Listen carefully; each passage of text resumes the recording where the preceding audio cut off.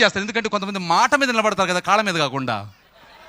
So వాళ్ళు ఖచ్చితంగా చేస్తారు. ఫైనల్ మాట, అయ్యా భారత రాజ్యాంగాన్ని మార్చేస్తారు ఖచ్చితంగా.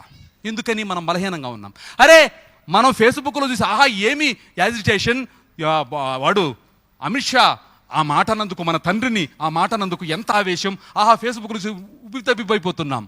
మనం అందరం కలిసి వాడి చేత క్షమాపణ చెప్పించగలిగామా?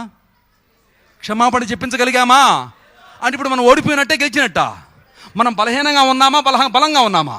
సో అర్థం చేసుకోండి. సో మనం మన రాజ్యాన్ని విస్తరింపచేయాలా, మన వాదాన్ని వ్యాపింపజేయాలా, మన భావజాలను ప్రకటించాలా. అప్పుడే మీలాంటి ఫాలోవర్స్ తయారవుతారు బ్రదర్స్. మనం తయారు చేసుకోవాలి. ఎందుకని?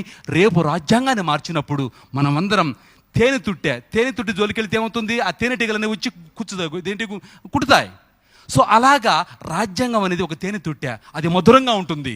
అందులో లైఫ్ ఉంది, అందులో ఏముంది? లిబర్టీ ఉంది, అందులో ఫ్రెటర్నిటీ ఉంది, అందులో ఈక్వాలిటీ ఉంది. అది పోగొట్టుకుంటే మళ్ళీ బానిసలం అయిపోతాం కదా. బానిసలం కాకుండా ఉండాలంటే మనమందరం రాజ్యాంగాన్ని కాపాడుకోవాలి కదా. అయ్యా ఒక్కడు అంబేద్కర్ మనల్ని గెలిపించాడే. ఇన్ని కోట్ల మంది ఉన్నాం భారతదేశంలో, బహుజనులం.